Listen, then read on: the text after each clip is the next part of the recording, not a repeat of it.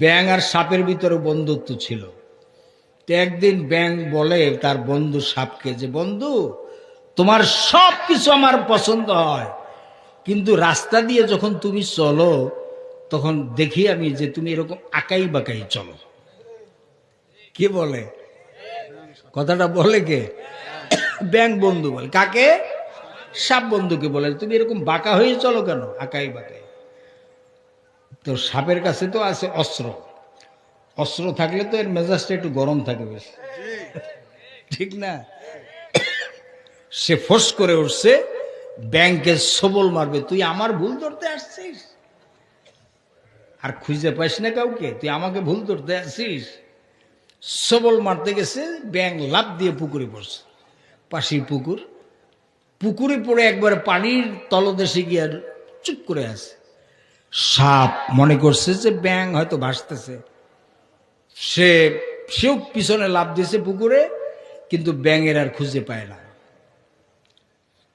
দীর্ঘক্ষণ পরে অনেক খোঁজাখুঁজি করতেছে, সাপ ওই পুকুর থেকে উঠতেছে রাস্তার দিকে। এমন সময় ওই রাস্তা দিয়ে হেঁটে যাচ্ছিল একজন কৃষক।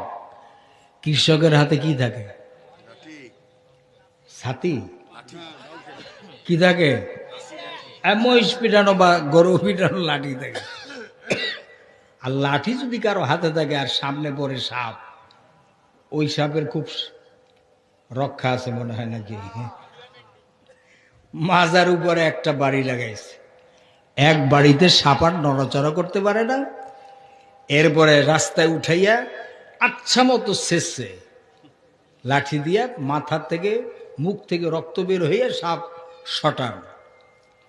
এক পর্যায়ে ওই কৃষক সাপটাকে সোজা করে টান টান করে সোজা করে শোয়াইয়া রেখে চলে গেছে। ব্যাঙ দীর্ঘক্ষণ কতক্ষণ আর লুকাইয়া থাকবে, উপরে উঠছে, লাফ দিয়ে উঠে বন্ধুরে খোঁজে। উঠে দেখে একেবারে বন্ধু সোজা হইয়া শুয়ে আছে, সোজা।